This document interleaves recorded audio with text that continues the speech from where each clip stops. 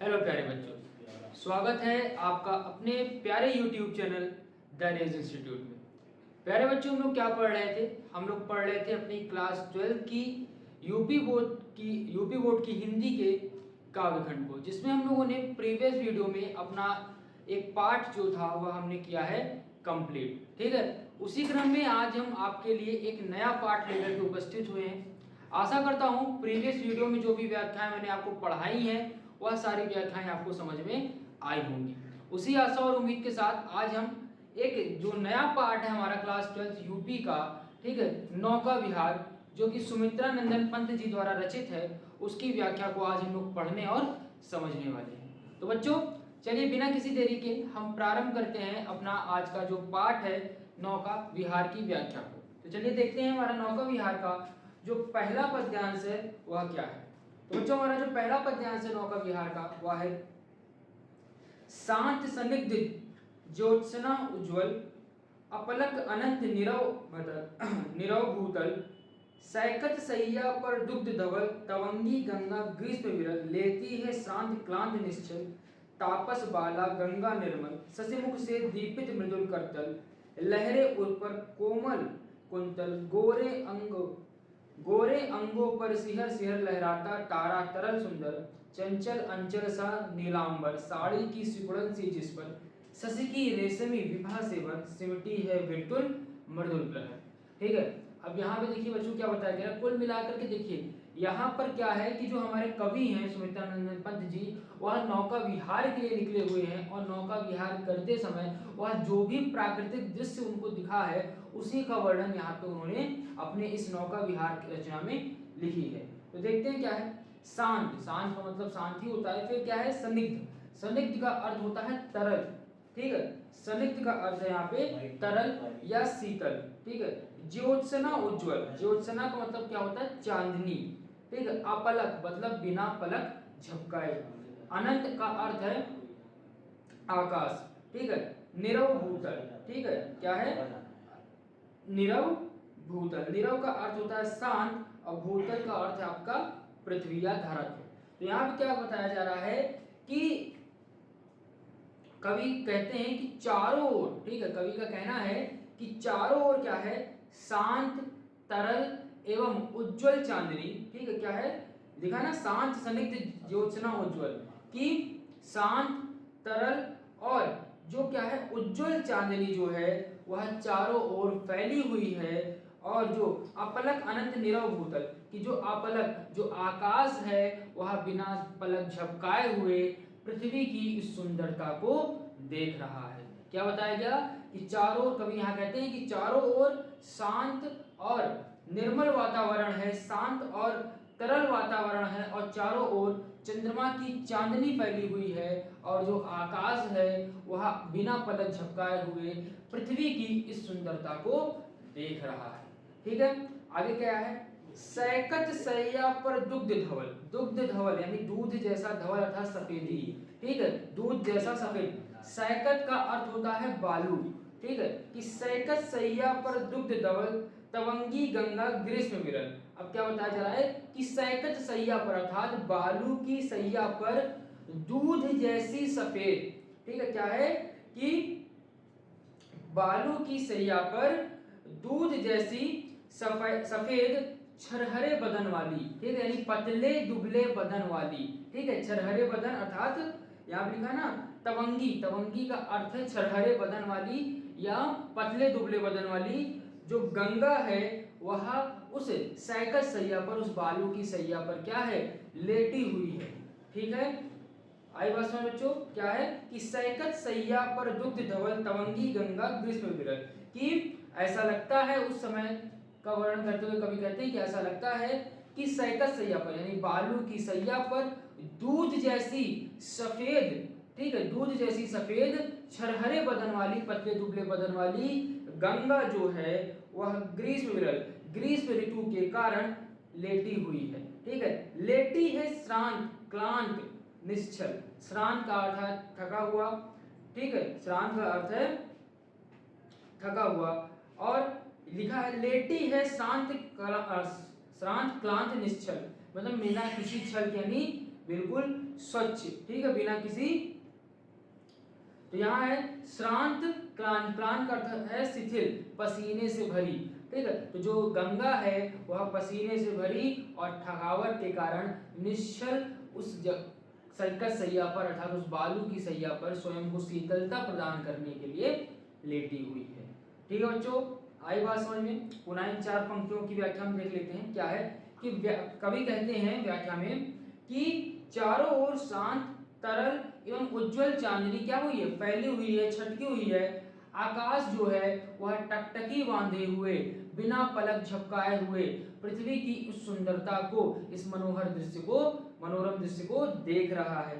ठीक है, और ऐसे मनोहर एवं शांत वातावरण में, ठीक है, शांत वातावरण में छरहरे बदन वाली, ठीक है, दुग्ध जैसी सफेद और छरहरे बदन वाली जो गंगा है वह सैकत सैया पर क्या हुई है, विश्राम कर रही है, अर्थात बालू की सैया पर विश्राम कर रही है। वह लेटी हुई है, थकी हुई, ठीक है, पसीने से लिप्त गंगा जो है वह लेटी हुई है। ठीक है, यहाँ पे जो गंगा नदी है, उस गंगा नदी का जो वर्णन है वह ग्रीष्मकालीन वर्णन है, यानी ग्रीष्म ऋतु में, यानी गर्मी के समय में आप लोगों ने देखा होगा कि जो नदियां होती हैं उनकी जो धाराएं होती हैं वह पतली हो जाती हैं। तो यहाँ पे गंगा का मानवीकरण कर दिया गया है, अर्थात गंगा को एक स्त्री के रूप में प्रस्तुत करते हुए यहाँ पे कवि कहते हैं कि जो गंगा है उसे देख करके ऐसा प्रतीत होता है कि मानो पतले दुबले चरहरे बदन वाली, बिल्कुल से दूध जैसी सफेद कोई स्त्री सैकत सैया पर अर्थात बालू की सैया पर क्या कर रही है, अपनी थकान और अपने आपको शीतलता प्रदान करने के लिए विश्राम कर रही है, निश्चल होकर। ठीक बच्चों, आशा करता हूँ ये 4 पंक्तियों की व्याख्या आपको अच्छे समझ में आ गई होगी। आगे देखते हैं, आगे क्या है, तापस बाला, तापस का अर्थ होता है तपस्वी, बाला का अर्थ है स्त्री। तो तापस बाला गंगा निर्मल शशिमुख, शशिमुख का अर्थात है चंद्रमा का मुख, ठीक है, शशिमुख से दीपित मृदुल करतल, मृदुल अर्थात कोमल और करतल का अर्थ है हाथ। ठीक है, तो यहाँ बताया गया है कि तापस बाला गंगा निर्मल, ठीक है, शशिमुख से दीपित मृदुल करतल, लहरे उर पर कोमल कुंतल। अब यहाँ देखिए क्या, यहाँ का सीन क्या है उसको समझते हैं। पहले आप लोगों ने देखा होगा कि रात के समय में जो चंद्रमा होता है, उस चंद्रमा की जो परछाई है वह नदी पर दिखाई देती है, यानी जल में दिखाई देती है। तो यहाँ पे जो चंद्रमा की परछाई नदी में दिखाई दे रही है, उस परछाई को, उस प्रतिबिंब को नदी का मुख बताया गया है। तो वही यहाँ बताया गया है कि तापस बाला गंगा निर्मल, कि निर्मल गंगा यानी तपस्विनी बाला, तपस्वी स्त्री जो गंगा है उसका जो मुख है, ठीक है, तपस्वी जो गंगा है, ठीक है, अपने चंद्रमुख को अपने हाथों में लिए हुए, अपने कोमल हाथों में रख करके लेटी हुई है। यहाँ बताया गया है कि जो तपस्विनी स्त्री जो गंगा है वह अपने हाथों में शशिमुख अर्थात चंद्रमा के मुख को हाथों में लिए हुए लेटी हुई है। ठीक है, यहाँ पे इस बात को बताया जा रहा है। फिर क्या है, लहरे उर पर कोमल कुंतल। अब कह रहा है कि और जो नदी में लहरें उठ रही हैं, लहरें, उर का अर्थ होता है हृदय, यहाँ पे लेकिन हृदय नहीं वक्षस्थल लिया गया है यहाँ पे उर का अर्थ। तो लहरें उर पर कोमल कुंतल, और जो लहरें हैं उस ऐसा प्रतीत हो रहा है कि मानो उसके वक्षस्थल पर उसके जो बाल है अर्थात उस स्त्री के जो बाल हैं वह लहरा रहे हैं। ठीक है, आई बात समझ बच्चों। यहाँ बताया जा रहा है कि जो तपस्विनी बाला है, जो तपस्विनी स्त्री गंगा है, वह अपने चंद्रमा रूपी मुख को अपने दोनों कोमल हाथों में लिए हुए लेटी हुई है, और उस जो नदी की लहरें हैं उन लहरों को देख करके ऐसा प्रतीत होता है कि मानो उस गंगा रूपी सुंदर स्त्री के वक्षस्थल पर उसके बाल जो हैं वह लहरा रहे हैं। ठीक है बच्चों, आशा करता हूँ ये 2 पंक्तियां आपको अच्छे समझ में आ गई होंगी। आगे बढ़ते हैं, आगे है हमारा, गोरे अंगों पर सिहर सिहर लहराता तारा तरल सुंदर, चंचल अंचल सा नीलांबर, साड़ी की सिकुड़न सी जिस पर शशि की रेशमी विभा से भर, सिमटी है विरतुल मृदुल लहर। अब क्या है कि गोरे अंगों पर सिहर सिहर लहराता तारा, तार तरल सुंदर, जो तार अर्थात तारे, ठीक है, तार का अर्थ यहाँ पे है तारे। तो यहाँ बताया गया तारे भरे आकाश, ठीक है, जो तारा भरा आकाश, जाहिर सी बात है तारे जो हैं उनका भी प्रतिबिंब आपको आकाश जो जल है उसमें दिखाई देगा। तो उसी बात का वर्णन करते हुए कवि कहते हैं कि तारे भरे आकाश की जो चंचल परछाई हैं वो जब गंगा के जल में पड़ती हैं तो वह ऐसी प्रतीत होती हैं कि मानो गंगा रूपी तपस्विनी बाला के गोरे गोरे अंगों को वह स्पर्श कर रही हो। ठीक है, जिससे जो गंगा का शरीर है वह क्या हो जाता है, सिहर जाता है। ठीक है, आगे बात समझ बच्चों क्या बताया गया है कि यहाँ पे सुमित्रानंदन पंत जी जल में पड़ रहे तारों की परछाई को, तारों के प्रतिबिंब की व्याख्या करते हुए कहते हैं कि तारे भरे आकाश की चंचल परछाई जब जल में पड़ती है तो ऐसा प्रतीत होता है कि मानो गंगा रूपी तपस्विनी बाला के गोरे अंगों को वह क्या कर रहे हो, स्पर्श कर रहे हो, जिससे उसका जो शरीर है, गंगा का जो शरीर है वह बार बार सिहर जाता है अर्थात कांप जाता है। ठीक है, आगे क्या है और क्या है, यहाँ पे लिखा है कि चंचल अंचल सा नीलांबर। ठीक है, और आगे क्या है कि तारो जड़ा उसका नीला आंचल लहर रहा हो। ठीक है, और क्या है, नीलांबर, नीला अंबर यानी आकाश, और आकाश की भी परछाई क्या हो रही है जब जल में पड़ती है उसे देख कर ऐसा प्रतीत हो रहा है कि मानो उसका जो नीला आंचल है, ठीक है, उस परछाई को देख कर ऐसा प्रतीत होता है कि मानो जो गंगा का नीला आंचल है वह क्या हो रहा हो, लहरा रहा है। ठीक है, जो गंगा का नीला आंचल है वह लहरा रहा है। आई बात समझ बच्चों, आगे क्या है, साड़ी की सिकुड़न सी जिस पर शशि की रेशमी विभा से भर, कि अब बताया जा रहा है कि जो गंगा की लहरें हैं, कि जो आकाश रूपी नीले आंचल पर चंद्रमा की कोमल चांदनी जो पड़ती है, तो चांदनी पड़ती है और उसमें जो लहरें उठती हैं। ठीक है, अब क्या है कि अब जाहिर सी बात है, जो नदी है, नदी का जल थोड़ा बहुत तो लहर खाता ही है, तो उस लहर में जब चंद्रमा की चांदनी पड़ती है और उसको देखा जाता है तो ऐसा प्रतीत होता है कि मानो उस स्त्री के जो आंचल है, जो स्त्री का जो साड़ी है उसमें सिकुड़न आ गई है, शशि की रेशमी विभा से भर, सिमटी है वर्तुल, वर्तुल का अर्थ होता है टेढ़ा मेढ़ा। ठीक है, और मृदुल लहर, और जो मृदुल लहर है अर्थात जो शांत लहर है। ठीक है, यहाँ बताया जा रहा है कि आकाश रूपी नीले आंचल पर चंद्रमा की कोमल चांदनी में प्रकाशित छोटी जो कोमल टेढ़ी बलखाती लहरें हैं ऐसी प्रतीत होती है मानो लेटने के कारण उसकी रेशमी साड़ी पे सलवटें पड़ गई हैं।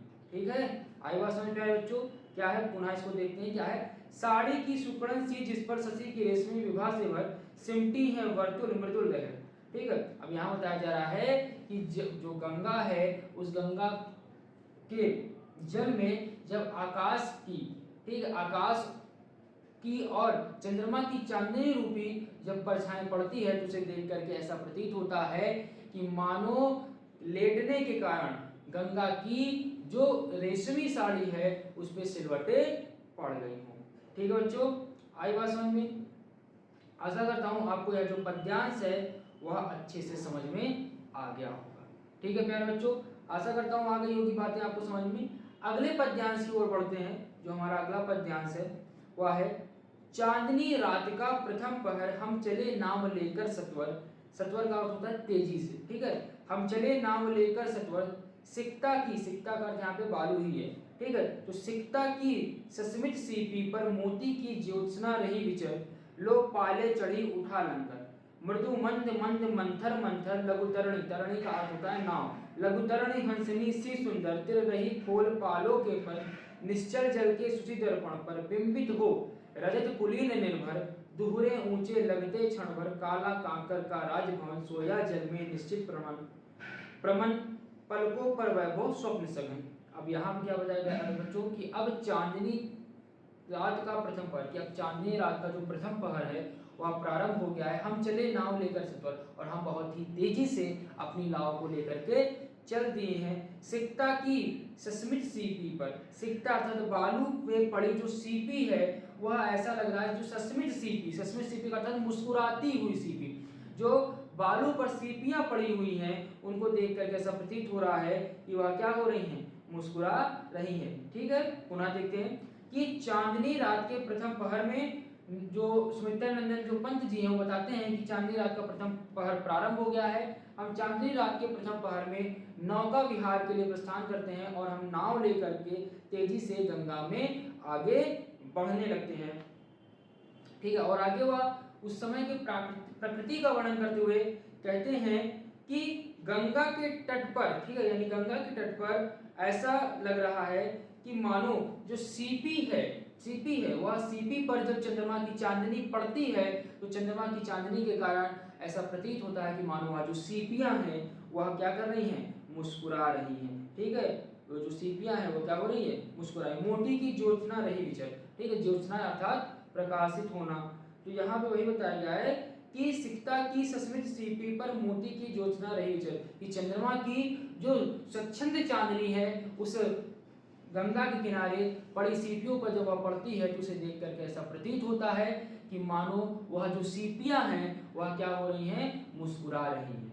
ठीक, आगे क्या है, लोग पाले चढ़ी उठा लंगर, कि अब लोग पाले चढ़ गई हैं और लंगर उठा करके हम नौका विहार के लिए तैयार हो गए हैं। ठीक है, मृदुल मंद मंद, ठीक है, मृदु मंद मंद मंथर मंथर लघुतरणी हंसनी सी चुंदर, कि अब क्या कहा जा रहा है कि मृदुल मतलब कि कोमल मतलब शांत, ठीक है, मंद मंद धीरे धीरे, मंथर मंथर अर्थात मटकते मटकते कह सकते हैं हम लोग यहाँ पे, ठीक है, लहराते हुए, तो मंदर मंदर मंद मंद अर्थात धीरे धीरे, मंदर मंदर धीमी गति से, लघुतरणी जो छोटी नाव है वह चल रही है और उसकी इस चाल को देख करके ऐसा प्रतीत हो रहा है कि मानो कोई हंस चल रहा हो, यानी कोई हंसनी चल रही हो, सुंदर हंसनी क्या कर रही हो, चल रही हो। आई बात समझ बच्चों यहाँ तक? चलिए आगे देखते हैं। तिर रही खोल पालों के पर, और उसे देखकर कैसा प्रतीत हो रहा है कि मानो वह अपने पालों रूपी पंखों को खोल करके क्या कर रही हो, तिर रही हो, गंगा नदी में तैर रही हो। ठीक बच्चों, आशा करता हूँ यहाँ तक पद्य समझ में आया होगा।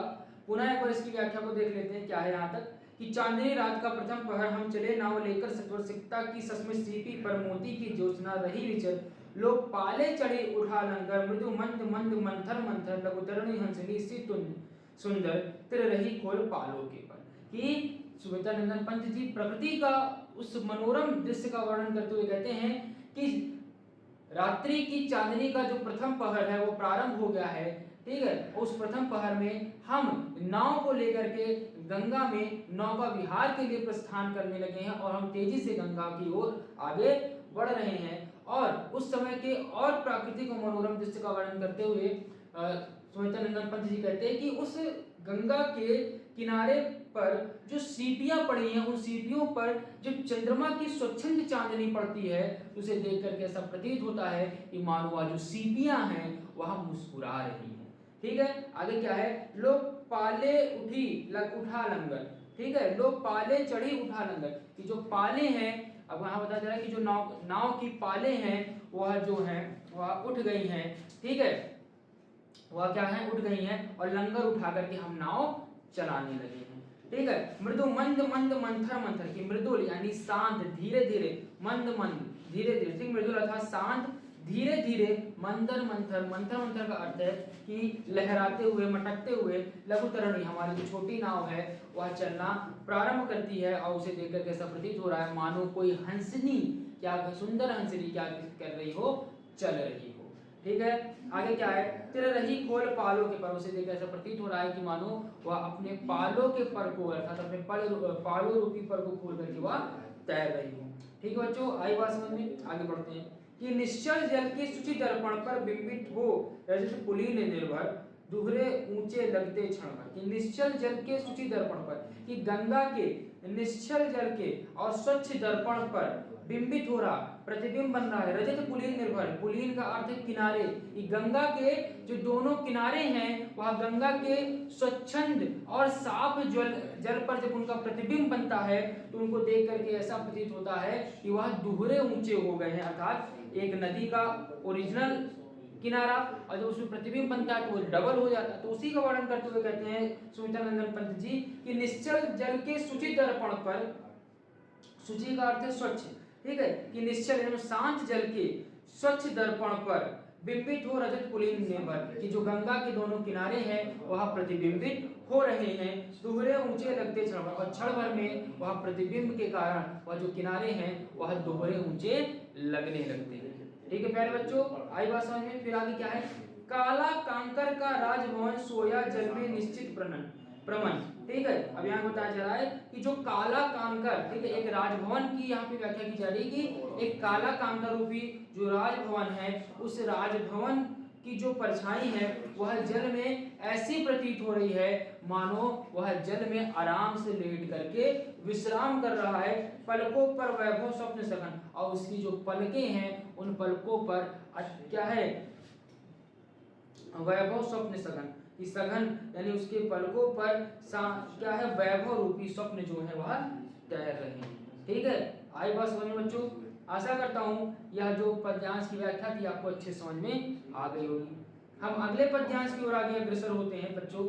तो अगला पद्यांश हमारा जो है वह है, नौका से उठती जल हिलोर, हिल पड़ते नभ के ओर छोर, विस्मृत नयनों से निश्चल कुछ खोज रहे चल तारक दल, ज्योतित कर नभ का अंतरस्थल। पहले इतनी इन चार पंक्तियों की व्याख्या समझते हैं। क्या है, नौका से उठती जल हिलोर, कि जब नौका चलती है तो नौका के चलने से जो जल में हिलोरें उत्पन्न हो रही हैं, उन हिलोरों के कारण जो नभ के और छोर हैं वह भी क्या होने लगते हैं, हिलने लगते हैं। अब यहाँ पे चल रहा है ये नाव पानी में और चंद्रमा की हिलोर आकाश मंडल में हिलोरें आ रही, तो अर्थात यहाँ कहने का है कि जो चंद्रमा की जो आकाश की परछाई जल में पड़ रही है, वो आकाश की जो परछाई पड़ने के कारण जब लहरें उठती हैं, ठीक है, हिलोरें उठती हैं, तो ऐसा लगता है कि जो आकाश मंडल है वह भी हिलोरें ले रहा है। तो उसी बात का है कि नौका से उठती जल हिलोर चल पड़ते नभ के ओर छोर, कि जब नौका चलती है तो जल में जो हिलोरें उठती हैं जल की, उसके कारण जो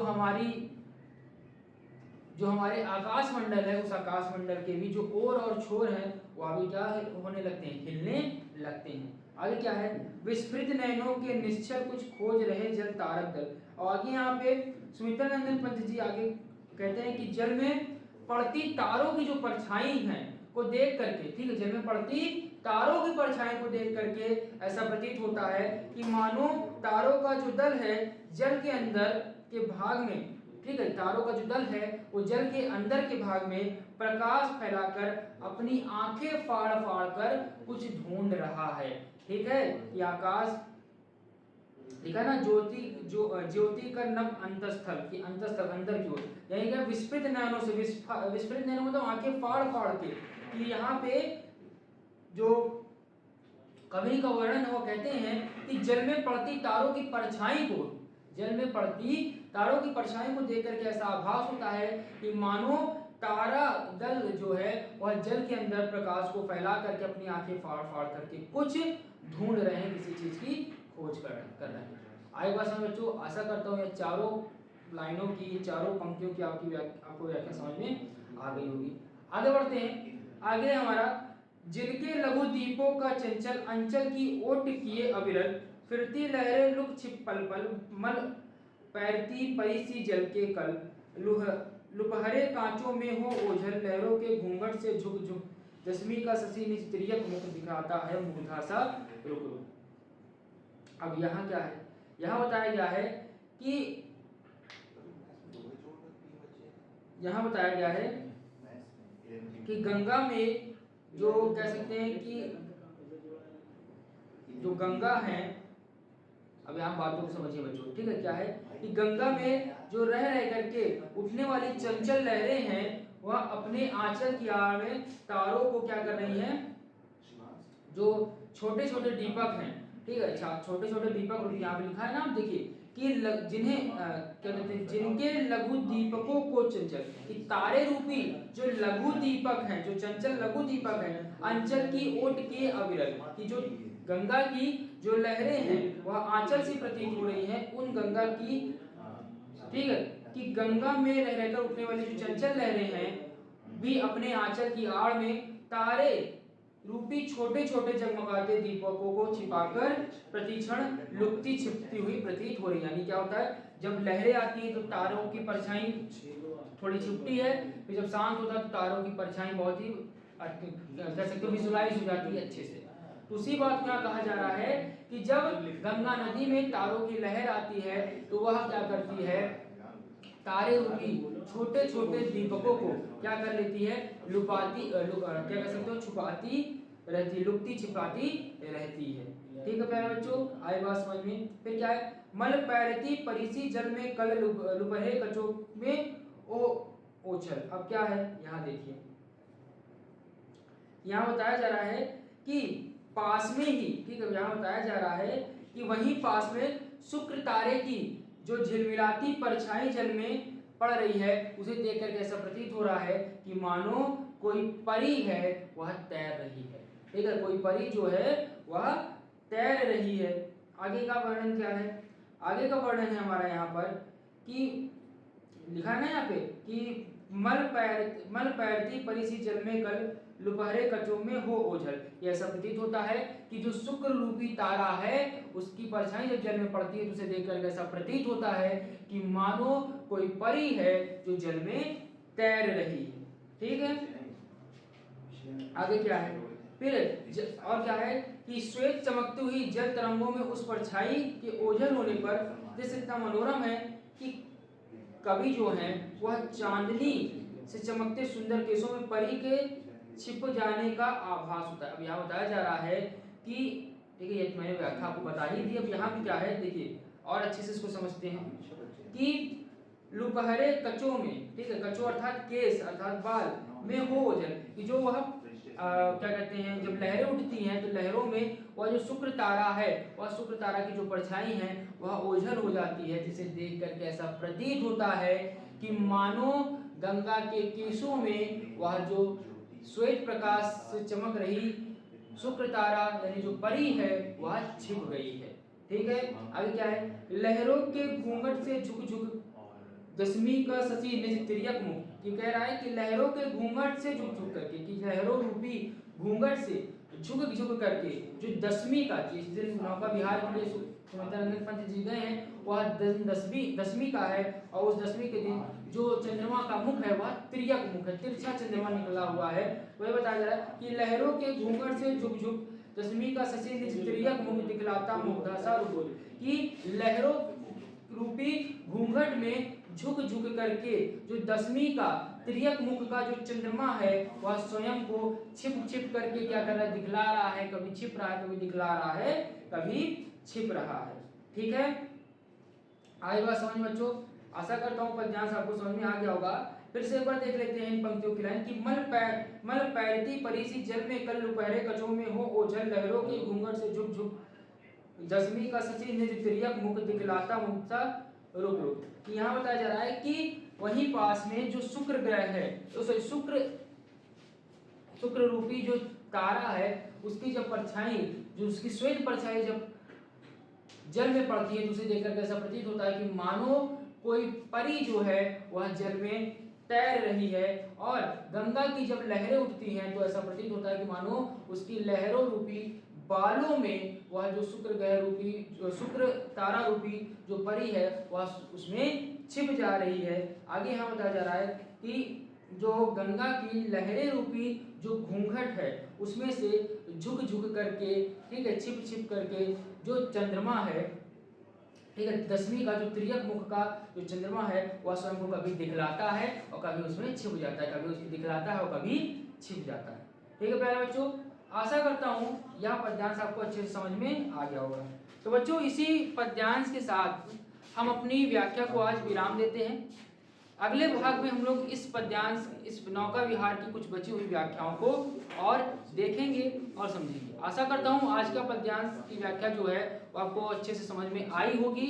अगर बच्चों वीडियो अच्छे से समझ में आई हो, यानी व्याख्या आपको अच्छे से समझ में आई हो, तो वीडियो को लाइक करें, वीडियो को ज़्यादा से ज़्यादा शेयर करें, और अगर आप हमारे चैनल पर बिल्कुल नए हैं तो वीडियो को सब्सक्राइब करना ना भूलें, ताकि आपको हमारे लेटेस्ट वीडियोस की जो नोटिफिकेशन है वह सबसे पहले मिले। तो बच्चों मिलते हैं अगले भाग में नौका विहार के बचे हुए कुछ व्याख्याओं के साथ। आज के लिए बस इतना ही बच्चों, धन्यवाद।